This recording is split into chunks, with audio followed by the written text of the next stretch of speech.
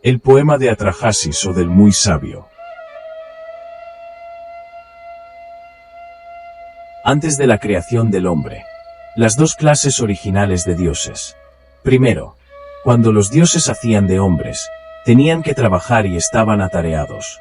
Su tarea era considerable, su trabajo pesado, su labor infinita. Pues los grandes Anunnaku, a los Ihigu, imponían una séptuple prestación de trabajos. El padre de todos ellos, Anu, era su rey, Enlil, el valiente, era su soberano, Ninurta, su encargado, y Ennuji, su capataz. Tras llegar a un acuerdo, los grandes dioses habían echado a suertes lo que le correspondía a cada uno. Anu subió al cielo, Enlil tomó, como dominio la tierra, y el cerrojo que encerraba el mar. Se entregó a Enki, el príncipe. Cuando Anu subió al cielo, los dioses del Apsu descendieron hasta allí.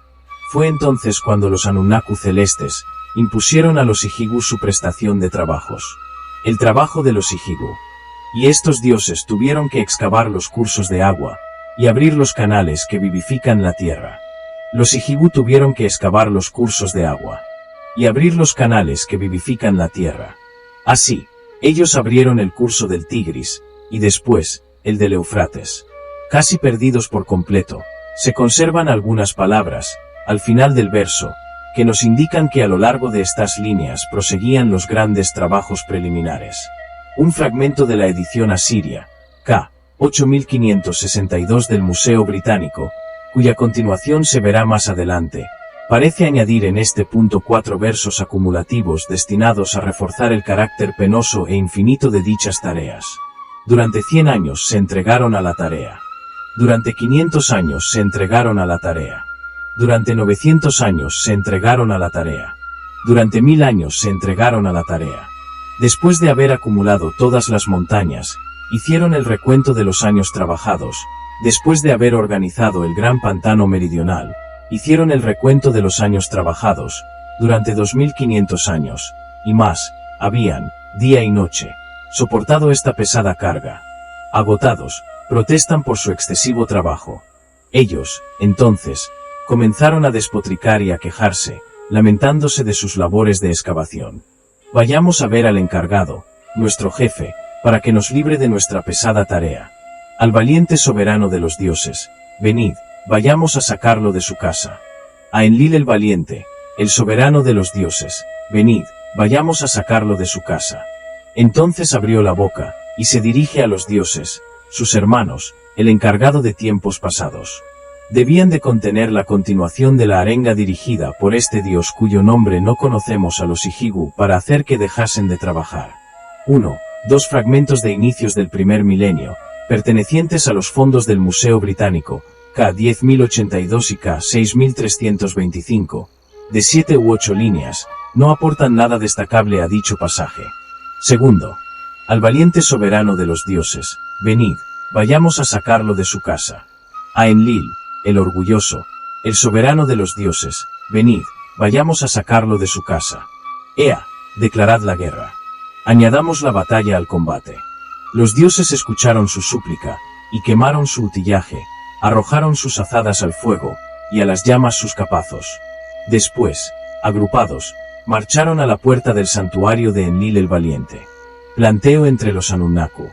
De noche, en mitad de la vigilia y, a espaldas del dios, se cercó el palacio de noche, en mitad de la vigilia y, a espaldas del dios, se cercó el Ekur. Pero Calcal, sabiendo lo que sucedía, hizo que lo cerraran. Él maneja el cerrojo y vigila la puerta.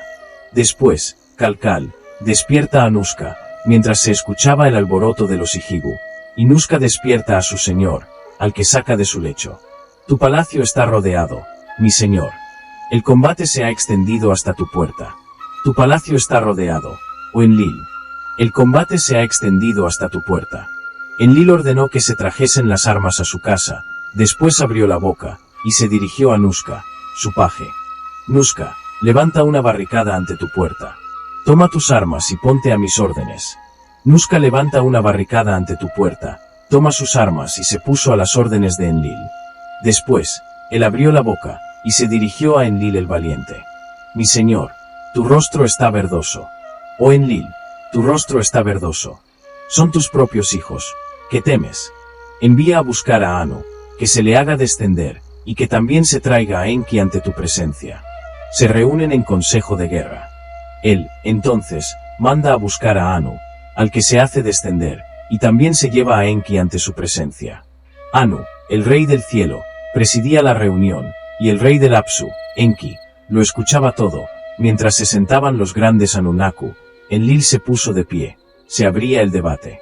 Enlil, habiendo abierto, entonces la boca, se dirige a los grandes dioses. ¿Ellos se han rebelado contra mí? Pues bien, me batiré. Oh dioses, ¿qué es lo que han visto mis ojos? El combate se ha extendido hasta mi puerta. Anu abrió entonces la boca, y se dirige a Enlil el valiente. Si quieres saber la razón por la que los Ijigu han asediado tu puerta, que Nuska salga a preguntarla. Encárgale que cumpla esa misión ante tus hijos. Misión conciliadora ante los Ijigu. Enlil, entonces, abrió la boca y se dirige a Nuska, su paje. Nuska, descorre el cerrojo de tu puerta, coge tus armas, y vete, ante todos esos dioses agrupados, a postrarte, levántate, y repite nuestras palabras. Me envían Anu, vuestro padre, y vuestro soberano, Enlil el valiente, Ninurta, vuestro encargado, y vuestro capataz, Ennuji. Ellos os quieren decir, ¿quién va, entonces, a combatir? ¿Quién saldrá a batallar? ¿Quién os hará hacer la guerra? Se han perdido y, con ellos, el final del discurso dictado a Nuska. Nuska, ante todos esos dioses agrupados, repite, entonces, literalmente, las palabras de Enlil. Me envían Anu, vuestro padre, vuestro soberano. Enlil el valiente, Ninurta, vuestro encargado, y vuestro capataz, Ennuji. Ellos os quieren decir, ¿quién va entonces a combatir? ¿Quién saldrá a batallar? ¿Quién os hará hacer la guerra? Destruidos, contenían el final del discurso de Nuska y las primeras palabras de la respuesta del portavoz de los Ijigu, sin duda el mismo que, anteriormente, los había incitado a la revuelta, cuya respuesta prosigue del siguiente modo. Hemos puesto todo nuestro esfuerzo en esta excavación. El trabajo excesivo nos ha matado. Nuestra carga era demasiado pesada. El trabajo era infinito. Esta es la razón que a los dioses al completo nos ha llevado a quejarnos contra Enlil. Nuska volvió, entonces, a coger sus armas y se marchó a informar a Enlil de estas palabras. Mi señor, tú me enviaste a... Yo partí. Y repetí, literalmente, tus palabras. Y esto fue lo que ellos me respondieron. Nosotros todos, los dioses al completo, hemos decidido batirnos. Hemos puesto todo nuestro esfuerzo en esta excavación. El trabajo excesivo nos ha matado. Nuestra carga era demasiado pesada. Este trabajo era infernal. Esta es la razón que a los dioses al completo. Desconcierto de Enlil y de los dioses ante el fracaso de Nuska. Nos ha llevado a quejarnos contra Enlil. Al escuchar este discurso, Enlil derramó lágrimas y, tras ello, se dirige a Anu, el valiente. Alteza, contigo en el cielo. Alteza, contigo en el cielo, conserva tu autoridad y haz uso de ella. Mientras los Anunnaku se sientan en tu presencia, haz comparecer a uno de estos dioses, y que sea condenado al castigo supremo. Pero Anu abrió la boca, y se dirige a los dioses, sus hermanos. ¿Por qué los culpamos? Su carga era pesada, su trabajo infinito. Cada día, su grito de auxilio era cosa seria. Nosotros no les oímos dar voces. La creación del hombre. Ea propone un plan de salvación. Crear sustitutos para los dioses desfallecidos. Otro fragmento, procedente, también, del Museo Británico, pero de fecha más antigua y casi contemporáneo del texto de Casapaya, c. BM 78257, presenta una versión ligeramente diferente. La llamada a la indulgencia no la realiza Anu sino Ea, quien rápidamente propone un plan de salvación. Ea, habiendo abierto la boca, se dirige a los dioses, sus hermanos. ¿Por qué los culpamos? Su tarea era pesada, su labor infinita. Cada día. Su grito de auxilio era cosa seria. Pero existe un remedio para esta situación, dado que Beletili, la matriz, está aquí, que fabrique un prototipo de hombre. Será él quien cargue con el yugo de los dioses. Quien cargue con el yugo de los Ijigu. Será el hombre quien cargue con su trabajo. La versión asiria, representada por el fragmento ya citado anteriormente, y 27 a 32 K 3339 más, nos permite conocer un episodio que puede ser introducido en este momento del relato. En él, los dioses supremos buscan al instigador de la revuelta. En presencia de los Anunnaku, reunidos en sesión, y de Beletili, la matriz, hace comparecer a uno de esos dioses, y se le mata. Anu, habiendo entonces abierto la boca, se dirige a Nuska. Nuska, descorre el cerrojo de tu puerta. Toma tus armas. Una vez llegado a la reunión de los grandes dioses, inclínate, después vuelve a ponerte de pie, y diles: me envían Anu, vuestro padre, vuestro soberano, Enlil el valiente, Ninurta, vuestro encargado, y vuestro capataz Annugal. ¿Quién es instigador del combate? El jefe bélico, el dios que ha empezado la lucha, llevando el conflicto hasta mi casa, hasta tal punto que la Gresca ha llegado a mi puerta. Nuska, tras oír estas palabras, toma sus armas. Una vez llegado a la reunión de los grandes dioses, se inclina, luego se pone de pie y les dice: me envían Anu, vuestro padre, vuestro soberano, Enlil el valiente, Ninurta, vuestro encargado, y vuestro capataz Annugal. ¿Quién es el instigador del combate? El jefe bélico, el dios que ha empezado la lucha, llevando el conflicto hasta la casa de Enlil. En este punto se recupera el texto de Casapaya. Dado que Beletili, la matriz, está aquí, ella será quien dé a luz y produzca al hombre para asegurar el trabajo de los dioses. Interpelando, entonces, a la diosa, ellos preguntaron a la sabia mujer de los dioses, a la experta Mammi: ¿serás tú la matriz que produzca a los hombres? Pues bien, fabrica el prototipo humano, que él cargue con nuestro yugo, impuesto por Enlil, que el hombre asuma el trabajo asignado a los dioses. Pero Nintu, habiendo abierto la boca, replica a los grandes dioses: no puedo hacerlo sola, por mí misma, pero, con la ayuda de Enki, la operación sí que es posible. Solo él puede purificarlo todo, que él me entregue la arcilla y yo lo llevaré a cabo. Pormenores del proyecto de Enki. Enki, entonces, abrió la boca, y se dirige a los grandes dioses. El primero, el séptimo o el 15º día del mes, decreto que se lleve a cabo una lustración con baño. Entonces, se inmolará un dios, antes de que los dioses sean purificados mediante la inmersión. Con su carne y su sangre, Nintu mezclará la arcilla. De este modo el dios y el hombre estarán asociados, reunidos en la arcilla, y, a partir de este momento, nosotros estaremos ociosos. Gracias a la carne del dios habrá en el hombre un alma, que lo presentará siempre vivo después de su muerte. Esta alma estará allí para guardarlo del olvido. Y los grandes Anunnaku, que asignan los destinos, al unísono respondieron: sí. Realización del modelo humano de acuerdo con el proyecto de Enki. El primero, el séptimo o el 15º día del mes, Enki decreta, por tanto, una lustración con baño, y el dios Gui, que tenía el alma, es inmolado en plena asamblea. Con su carne y con su sangre Nintu mezcla la arcilla, para que se uniesen el dios y el hombre, estuviesen reunidos en la arcilla. Estos dos versos fueron olvidados por el copista. Y para que así, desde este momento, los dioses estuviesen ociosos, gracias a la carne del dios, hubo también en el hombre un alma, que lo presentaría siempre vivo después de la muerte. Esta alma estaba allí para guardarlo del olvido. Después de que Enki hubiese amasado esta arcilla, llamó a los Anunnaku, los grandes dioses, y a los Ijigu convertidos, ellos también, en grandes dioses, que escupieron sobre la arcilla. Después, Mami abrió la boca y se dirige a los grandes dioses. El trabajo que me habías encargado, ya lo he realizado. Habéis inmolado a ese dios con su alma, y yo os he librado de vuestra pesada tarea, imponiendo vuestra labor al hombre. Cuando vosotros concedáis a los hombres el rumor de la pululación, yo soltaré vuestra cadena y seréis libres. Una vez que ellos oyeron este discurso, corrieron a abrazarle los pies. Hasta ahora, decían, te llamábamos Mammi. Que, a partir de este momento, tu nombre sea señora de todos los dioses, Belet Kalaili. Instrucción de la reproducción de los hombres. Entonces, entraron en la sala de los destinos, Enki el príncipe y la experta Mammi. Habiendo sido reunidas las matrices, Ea amasa la arcilla ante la mirada de Nintu, quien repite la fórmula, que Ea, sentado ante ella, le dictaba.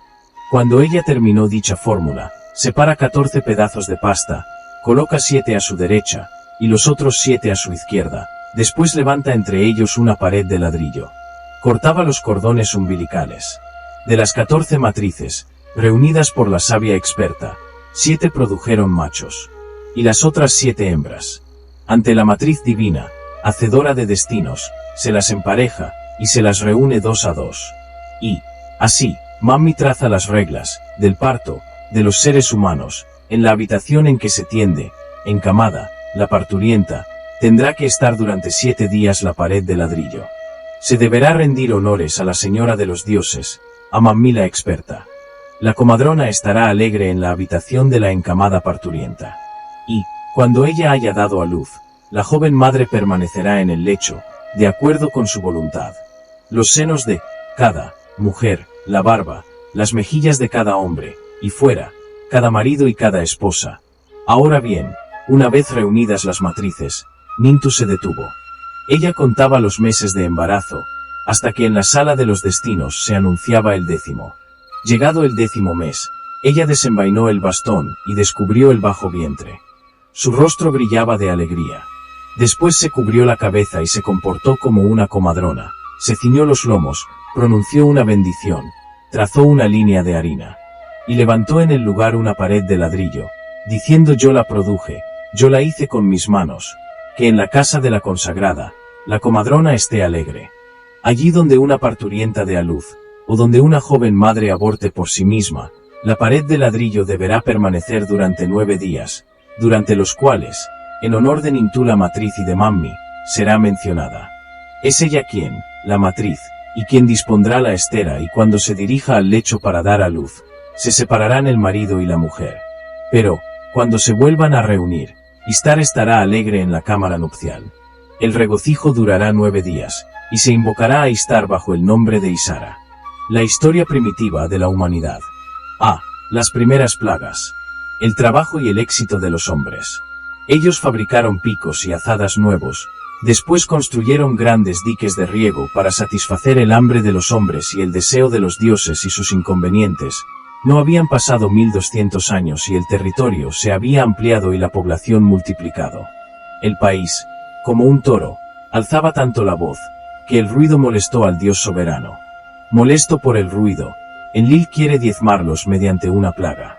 Cuando Enlil escuchó su rumor, se dirigió a los grandes dioses. El rumor de los humanos ha llegado a ser demasiado fuerte. No consigo dormir a causa de dicho alboroto. Ordenad, por tanto, que sufran la epidemia. Intervención del muy sabio.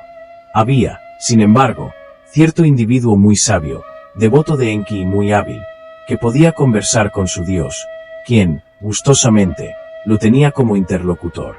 El muy sabio abrió, entonces, la boca y se dirigió a su señor. ¿Cuánto tiempo va a durar esta epidemia? ¿Por cuánto tiempo padeceremos esta peste? Respuesta e instrucciones de Enki. Enki abrió la boca y se dirigió a su servidor.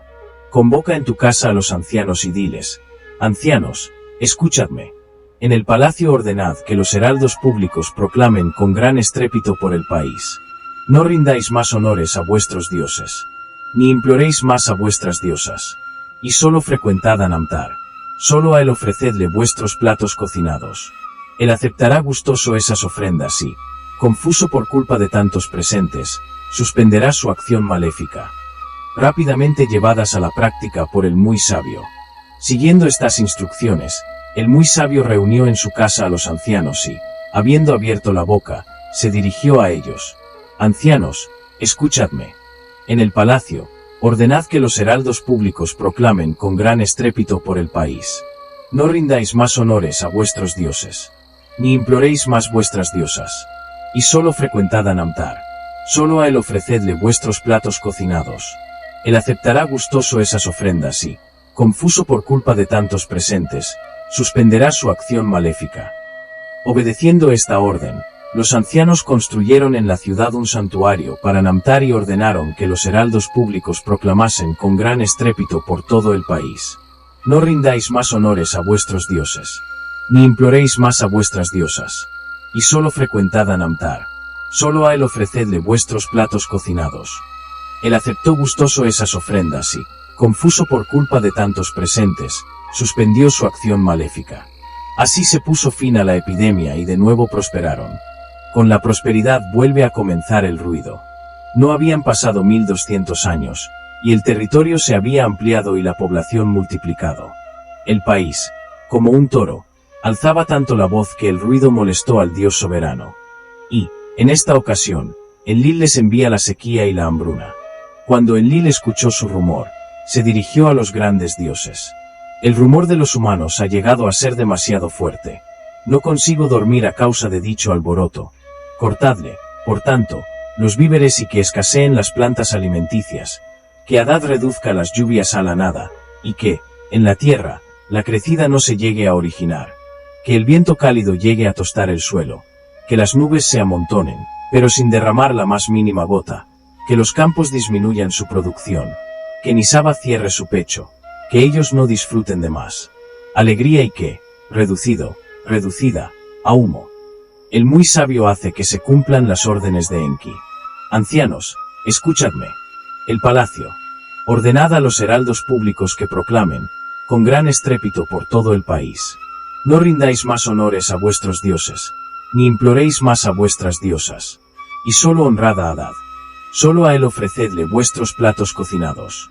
Él aceptará gustoso esas ofrendas y, confuso por culpa de tantos presentes, suspenderá su acción maléfica. Por la mañana él hará que llovizne y por la noche, a escondidas, condensará el rocío, de tal modo que los campos, en secreto, recuperen su producción.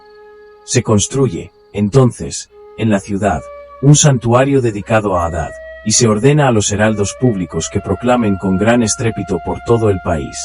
No rindáis más honores a vuestros dioses, ni imploréis más a vuestras diosas. Y solo honrad a Hadad. Solo a él ofrecedle vuestros platos cocinados. Él aceptó gustoso esas ofrendas y, confuso por culpa de tantos presentes, suspendió su acción maléfica. Por la mañana hizo que lloviznase y por la noche, a escondidas, condensó el rocío, de tal modo que los campos, en secreto, recuperaron su producción. Así se puso fin a la sequía, la hambruna, en vez de dar paso a una nueva. Con esta finalidad, hace adoptar a los dioses una resolución y confía la estricta vigilancia de cada una de las dos partes del mundo interesadas en este conflicto a uno o dos dioses. El cielo a Anu y a Hadad y la tierra al propio Enlil en persona, con el fin de que, a partir de este momento, se controle hasta la más mínima humedad capaz de poner fin a los efectos de la sequía. Ante dichas medidas nada se podía hacer. Desesperación del muy sabio. El muy sabio se pasaba los días llorando, tras haber traído, por la mañana, material para preparar fumigaciones. Prestaba atención a sus sueños y, constantemente, en el santuario de su Dios, permanecía postrado, llorando. Por sí mismo o, sin duda, siguiendo los consejos de su Dios, se entregaba a la realización de una serie de operaciones de exorcismo, contando, quizá, con el río para que se llevase las causas del mal que asolaba a los hombres. Enki escuchaba esta súplica y, al parecer, ordenaba participar a los Lamu, unos monstruos acuáticos o marinos, de un modo que desconocemos. Este proyecto, sin embargo, se debía de ver interrumpido y no se llegaba a dar ningún remedio eficaz para la plaga. La sequía empeora. Arriba. Mientras que, abajo, la crecida no se originaba, ya no nacía nada del seno de la tierra, las plantas ya no nacían, ya no se veía a nadie. Las praderas de hierba se secaban, la llanura se cubría de salitre. Y la hambruna también. Durante el primer año se comieron las reservas, durante el segundo año se vaciaron los graneros, cuando llegó el tercer año, todos los rasgos estaban alterados por causa de la inanición.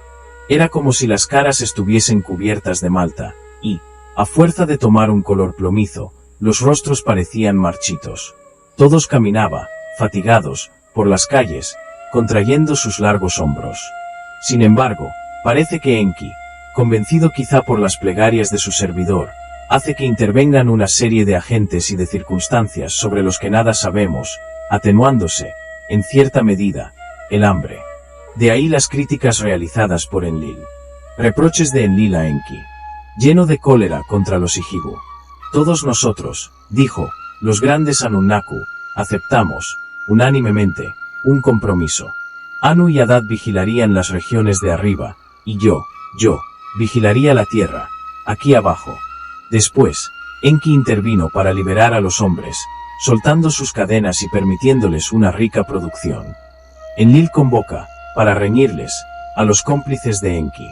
Y Enlil, habiendo abierto una vez más la boca, se dirige a Nuska, su paje. Que sean traídos aquí los dos cómplices, y que sean presentados ante mí. Se les hizo entrar, entonces, y, dirigiéndose a ellos Enlil el valiente, les dijo: todos nosotros, los grandes Anunnaku, aceptamos unánimemente un compromiso. Anu y Hadad vigilarían las regiones de arriba, y yo, vigilaría la tierra, aquí abajo. Después, interviniste tú, para liberar a los hombres, soltando sus cadenas y permitiéndoles una rica producción.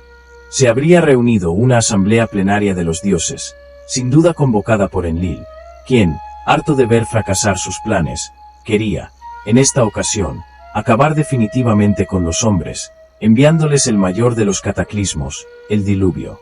Ante dicha asamblea y pensando, evidentemente, en Enki y en sus cómplices, Enlil recuerda sus órdenes, que, hasta el momento, habían sido vanas.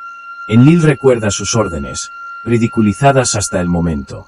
Hadad hizo que sus lluvias volviesen a caer y el verdor cubrió de nuevo las praderas, mientras el cielo aparecía cubierto de nubes cargadas de agua.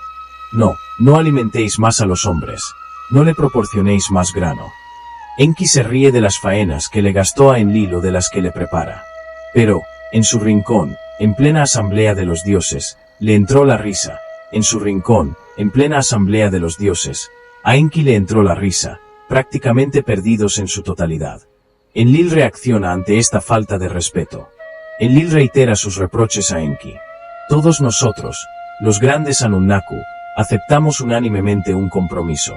Anu y Hadad vigilarían las regiones de arriba, y yo, vigilaría la tierra, aquí abajo. Entonces, interviniste tú, para liberar a los hombres, soltando sus cadenas y permitiéndoles una rica producción. Entretanto, Enlil debió de dar a conocer su decisión de provocar el diluvio exterminador. Los dioses discuten esa medida en su presencia. Enki, tras recordar que había creado a los hombres en beneficio de los dioses, se opone al diluvio. De este modo yo os liberé de vuestra pesada carga, imponiendo vuestra labor a los hombres. Vosotros, entonces, les concedisteis el rumor de la pululación. Después, incluso, de haber inmolado a un dios para concederles el alma, y ahora, reunidos, ¿ordenáis su eliminación? ¿Legaréis a decidir su vuelta a la nada? Vosotros habéis decidido. Hagamos que, en este sentido, preste juramento Enki, el príncipe. Y Enki, abriendo de nuevo la boca, se dirige otra vez a los dioses, sus hermanos. ¿Por qué me queréis ligar con un juramento? ¿Acaso puedo yo alzar la mano contra mis criaturas? ¿Y ese diluvio del que habláis? ¿Qué es? Yo lo ignoro. ¿Soy yo quien lo tiene que producir? No, esa es tarea de Enlil. Que sea él, quien tome la decisión y de las órdenes. Y, entonces, que Suyat y Janis partan encabezando el fatal cortejo, que Nergal arranque los soportes de las compuertas celestes. Que Ninurta vaya a hacer que se desborden las presas de aquí arriba. Se decide el diluvio. Los dioses tomaron, entonces, la decisión final. Una faena bien malvada jugada por Enlil a los hombres. El diluvio. El muy sabio recurre a Enki, que le responde por medio de un sueño que él, rápidamente, explica de manera indirecta. El muy sabio abrió, entonces la boca y se dirige a su señor. Se han perdido, en ellos estaban incluida la súplica del héroe. Enki, decidido a oponerse a los efectos aniquiladores del diluvio, envía a su servidor un sueño premonitorio. El muy sabio abrió entonces la boca y se dirige a su señor. Explícame el sentido de este sueño, para que comprenda su contenido y acepte las consecuencias. Y Enki, habiendo abierto la boca, se dirige a su servidor. Dices que quieres comprender este sueño. Pues bien, recuerda exactamente el mensaje que aquí te entrego. Pared, escúchame bien. Empalizada, recuerda todo lo que te voy a decir. Derriba tu casa para construirte un barco. Abandona tus bienes, para salvar tu vida. El barco que tienes que construir, con los lados iguales. Téchalo, para que, al igual que sucede con el Apsu, el sol no vea su interior. Estará cerrado por todos los lados, y su equipación deberá ser sólida y su calafateado grueso y resistente. Después, yo haré que lluevan. La espera del diluvio. Profusión de pájaros y canastos de peces. Enki, entonces, abrió la clepsidra y la llenó, ajustándola para la llegada del diluvio, 7 días después.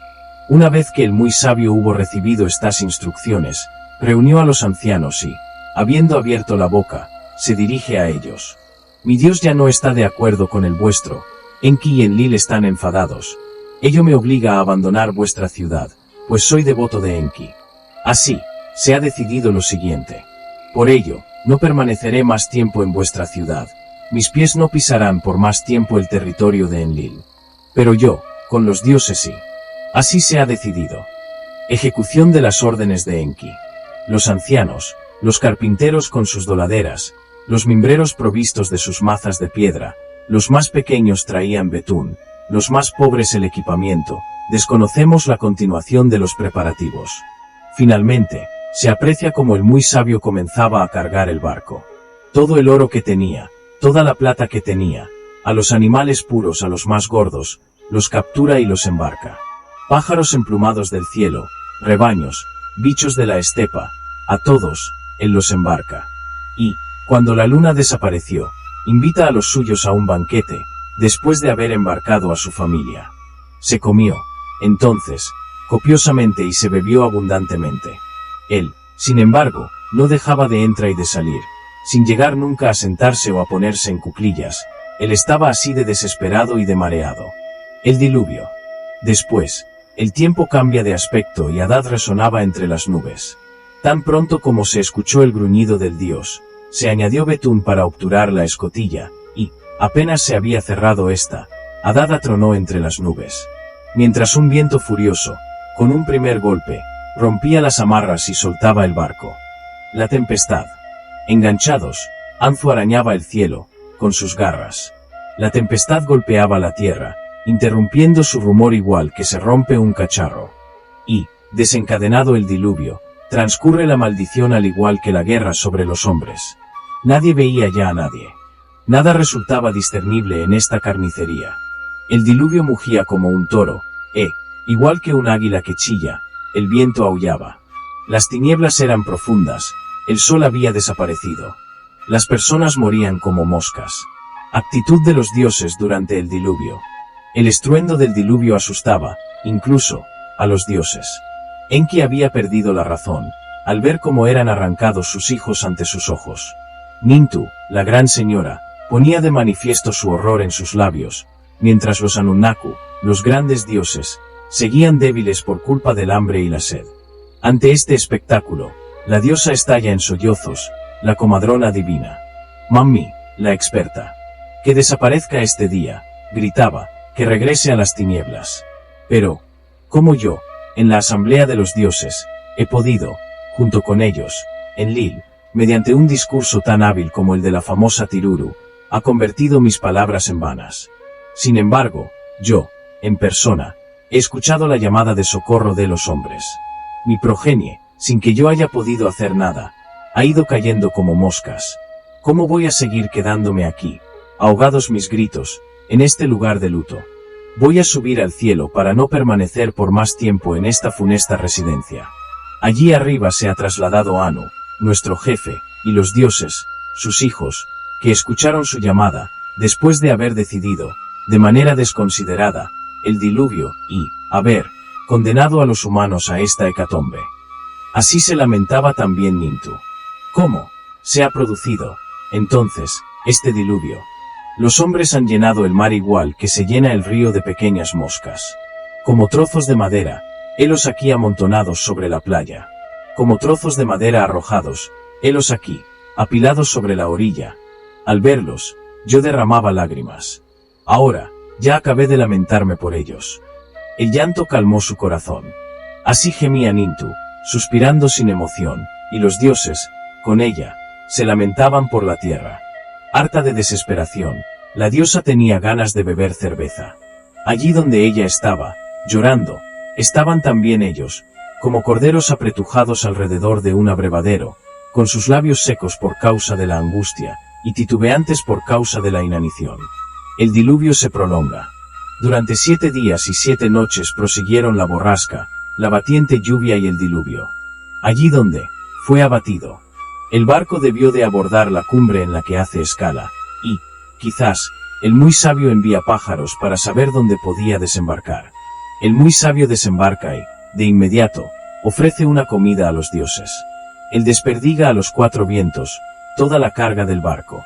Después sirve una comida sacrificial para satisfacer la alimentación de los dioses. Aspirando el buen olor, los dioses se agruparon alrededor del banquete, como moscas. Quejas de Nintu contra Enlil. Pero, una vez que lo habían consumido, Nintu se puso de pie y, ante todos, se quejó. Anu, jefe nuestro, ¿desde dónde llega esto hasta nosotros?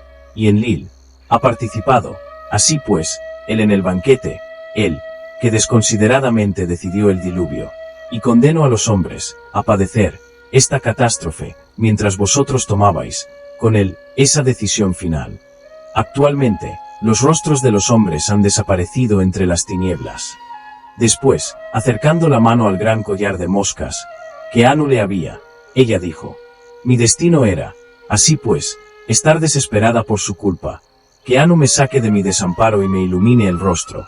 Hasta la mañana, yo quiero que estas moscas formen un collar de lapislázuli en mi cuello, para recordarme, siempre, estos días funestos. Enlil se enfurece al constatar que lo han engañado. Pero, cuando Enlil el valiente vio el barco, se encolerizó con los Ijigu, y exclama: todos nosotros, los grandes Anunnaku, habíamos decidido, en conjunto, prestar un juramento. Se trata del juramento secreto relacionado con el diluvio. ¿Por qué, entonces, un ser vivo ha escapado a la destrucción? ¿Cómo ha sobrevivido un hombre a la carnicería? Anu, entonces, abrió la boca y se dirige a Enlil el valiente. ¿Quién, además de Enki, habrá podido hacer esto? Yo por mi parte, no he revelado nuestro propósito. Enki se declara responsable. Pero Enki abrió la boca y se dirige a los grandes dioses. Sí, yo lo hice en contra de la voluntad de todos vosotros. Yo salvé a un ser vivo.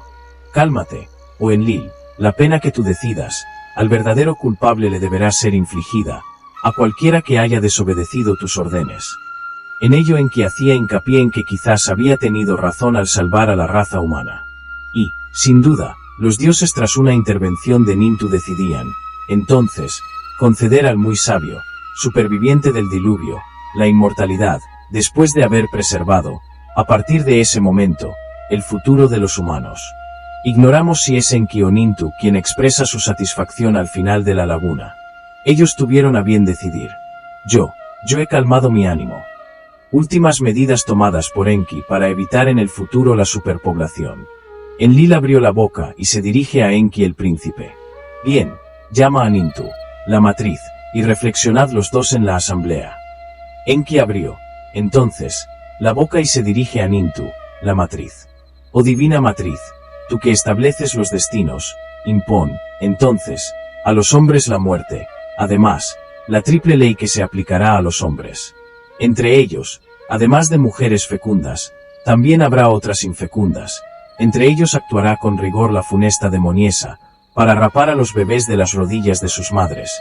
Instituye, igualmente, las mujeres consagradas. Ubbatu, Entu e Igisitu, con su veto particular que les prohíbe ser madres. ¿Cómo, a pesar del diluvio decidido por nosotros, el hombre ha sobrevivido a la carnicería? Por ti, oh soberano de los grandes dioses, siguiendo tus instrucciones, yo presenté este combate, este canto. Que, tras haberlo escuchado, los Ijigu exaltan tu grandeza. Oídme, entonces, cantar el diluvio universal. Enlil desea diezmar a los hombres mediante la epidemia por culpa de los inconvenientes derivados de la prosperidad de aquellos. No habían transcurrido 1200 años y el territorio ya había sido ampliado, la población multiplicada. Pero el rumor molestó a Enlil. Con todo ese alboroto no conciliaba el sueño. Él, entonces, tocó a asamblea y se dirige a los dioses, sus hijos. El rumor de los humanos se ha hecho muy fuerte. Estoy molesto, y con todo este alboroto soy incapaz de conciliar el sueño. Ordenad, por tanto, que sobre ellos caiga la epidemia, para que Namtar disminuya su rumor. Que soplen contra ellos, como una tempestad, enfermedades, fiebres, epidemias y pestes. Ellos, entonces, ordenan que cayese la epidemia, para que Namtar disminuyese el tumulto de los hombres. Y soplaron contra ellos, como una tempestad, enfermedades, fiebres, epidemias y pestes. El muy sabio y la intervención de Ea. Pero el destino de un hombre, llamado el muy sabio, era vigilado por Ea, su señor. Pues si él no, con él, su Dios, Ea, gustosamente le tomaba por interlocutor. El muy sabio abrió entonces la boca, toma la palabra y se dirige a Ea, su señor. Los hombres se quejan, mi señor Ea. El mal enviado por vosotros consume la tierra. Señor Ea, las gentes murmuran. El mal enviado por los dioses consume la tierra. Dado que vosotros nos habéis creado. Alejad, por tanto, de nosotros enfermedades, fiebres, epidemias y pestes.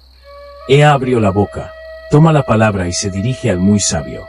Ordenad que los heraldos públicos proclamen con gran estrépito por todo el país. No rindáis más honores a vuestros dioses, ni imploréis más a vuestras diosas, simplemente, practicad el culto de Namtar. Solo a él presentadle vuestras ofrendas alimenticias, solo a él llevadle vuestros platos cocinados, y bendecidlos solo a él. Entonces, confuso a causa de tantos presentes, él suspenderá su acción maléfica. Enlil, entonces, tocó a asamblea y se dirige a los dioses, sus hijos. La plaga se detiene, pero Enlil, todavía molesto, envía la sequía.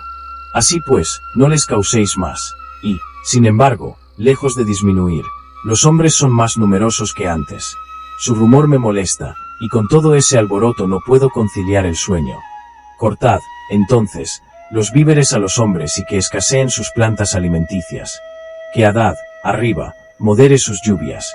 Que, abajo, bloquee los cursos de agua, y que no se origine la crecida. Que los campos disminuyan su producción. Que Nisaba cierre su pecho. Que se sequen las verdes praderas y que la extensa llanura se cubra de salitre.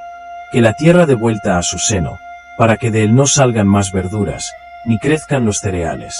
Así sobre los hombres caerá una maldición, las matrices, trabadas, no portarán más niños. Los dioses, entonces, cortaron los víveres a los hombres, y sus plantas alimenticias escasearon. Hadad, arriba, moderó sus lluvias, y bloqueó, abajo, los cursos de agua, y la crecida no se originó. Los campos disminuyeron su producción, Nisaba cerró su pecho, las verdes praderas se secaron, y la extensa llanura se cubrió de salitre. La tierra dio vuelta a su seno y no salieron de él más verduras, ni crecieron los cereales. Así cayó sobre los hombres una maldición, las matrices, trabadas, no portaron más niños. Mientras Ea, con sus monstruos, guardaba el cerrojo que cerraba el mar, Hadad, arriba, moderaba sus lluvias, abajo, bloqueaba los cursos de agua y la crecida no se originaba. Los campos disminuyeron su producción. Nisaba había cerrado su pecho, las verdes praderas se habían secado, y la extensa llanura se había cubierto de salitre. La tierra había dado la vuelta a su seno, y, así, de él no nacían más verduras, ni crecían los cereales.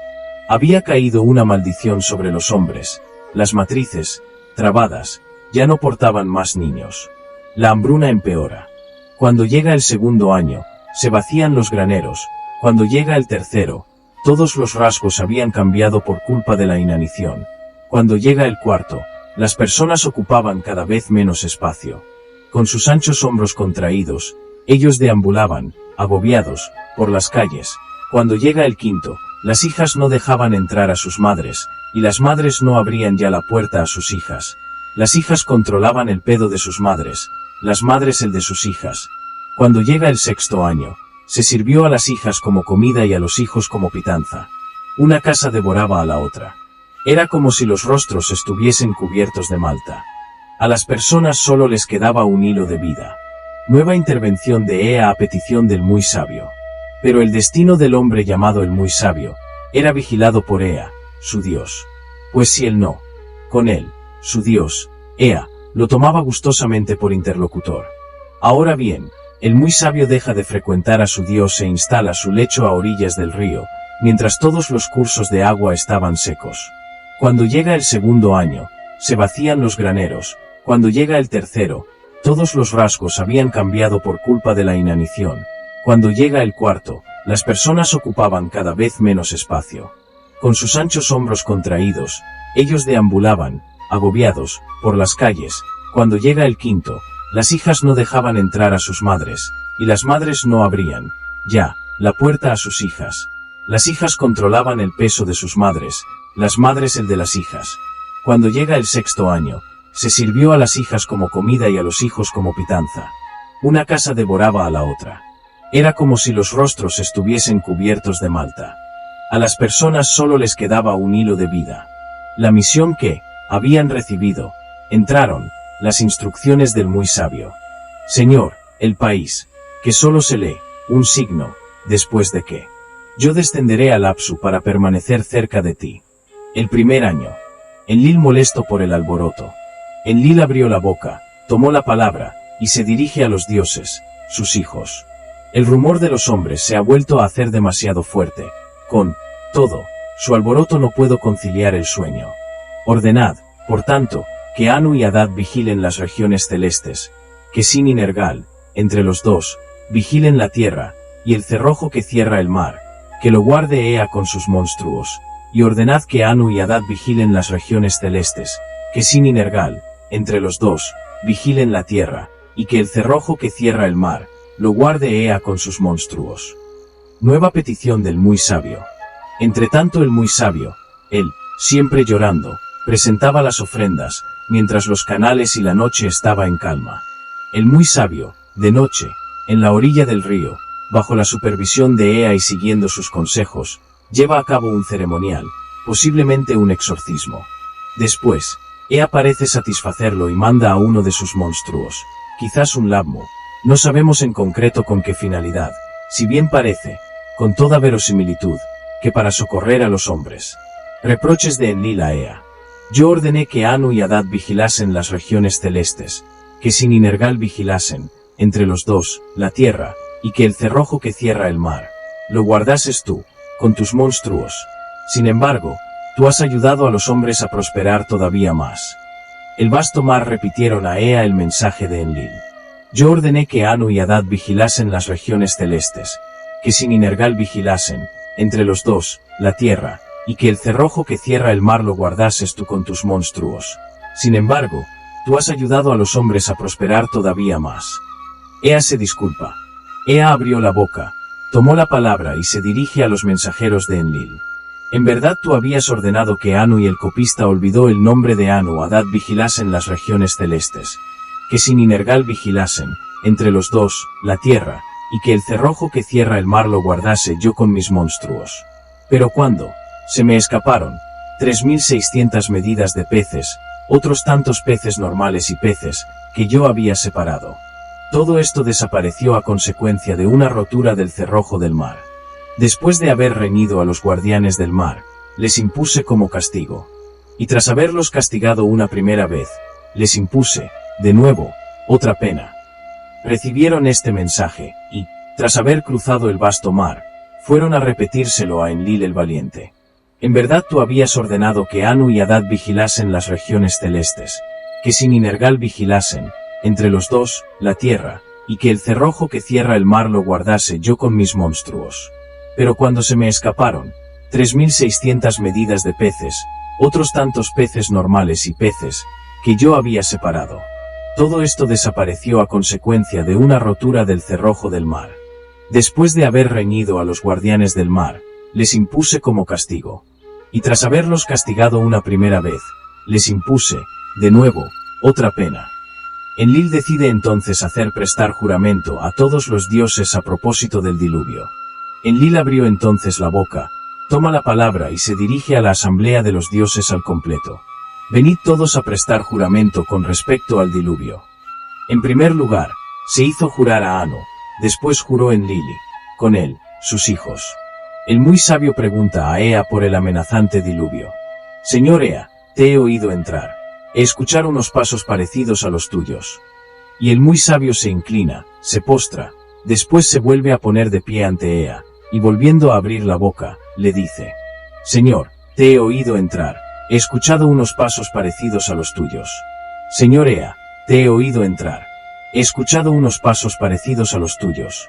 7 años, tú. Has hecho morir de sed a los desgraciados. Yo he visto tu cara. Enséñame, por tanto, ¿cuál es tu plan? Ea abrió la boca, tomó la palabra y se dirige a la pared de cañas. Empalizada, o empalizada. Pared, pared. Escucha, empalizada. Se inicia y se desencadena el diluvio. Él sitúa y, una vez dentro, obtura la escotilla. Entonces, el huracán provoca la tempestad. Hadad cabalgaba a los 4 vientos sus mulos. Viento del norte, viento del sur, viento del este, viento del oeste. Soplaban borrascas, aquilones y ráfagas. Se precipitaba el viento malo, y los demás tras él se abalanzaba el viento del sur y silba el viento del oeste. Iba el carro de los dioses. Asola, flagela, levanta la tierra. Ninurta avanzaba, dejando desbordar los embalses celestes. Nergal arrancaba los puntales de las compuertas del cielo. Con sus garras, Anzu arañaba el cielo. El país, él rompía el ánimo como si fuese un cachorro. Y el diluvio apareció. La maldición pasa sobre los hombres como una garra. Anu, el estrépito del diluvio, hacía temblar, incluso, a los dioses. A una orden suya, le trajeron a sus hijos, todo lo necesario. Instrucciones de Ea con relación al barco salvador. Explicaré, se apoderará, de un golpe, de todos los hombres. Antes de que aparezca el diluvio. Todos los, serán reunidos. Construye un gran barco, su estructura deberá ser de excelentes cañas. Será un navío llamado salvavidas. Téchalo sólidamente. Dentro de ese barco, una vez que lo hayas construido. Embarca, animales salvajes, pájaros del cielo. Amontónalos. Instrucciones de construcción y carga del barco. Como círculo. De arriba abajo. El calafateado debe de ser espeso. Llena de estopa, herméticamente, la carena, después espera el momento en que yo te indicaré. Entonces, entra en el barco y tira de la escotilla, después de haber cargado en él tu trigo, tus bienes, tus riquezas, a tu mujer, a tu familia, a tu parentela, a tus artesanos, a animales salvajes, grandes y pequeños, a todo aquello que se alimente de hierba, y que yo te enviaré, ellos te esperarán ante tu casa. El muy sabio, habiendo, entonces, abierto la boca, toma la palabra y se dirige a Ea, su señor. Pero yo nunca he construido un barco, dibújame el plano en el suelo, y, cuando lo haya visto, sabré construirlo. Ea dibuja, entonces, el plano en la tierra. Haré todo lo que me has ordenado, mi señor. Todos estos fragmentos nos ponen de manifiesto, implícitamente, la existencia de diferentes reediciones sucesivas del poema del muy sabio. Existen, sin embargo, 3 o 4 piezas más cuyo vínculo con dicha obra es mucho más laxo, más indirecto, pues, en cierto modo, no son más que una simple repetición, ya de toda su extensión o solo del episodio final del diluvio.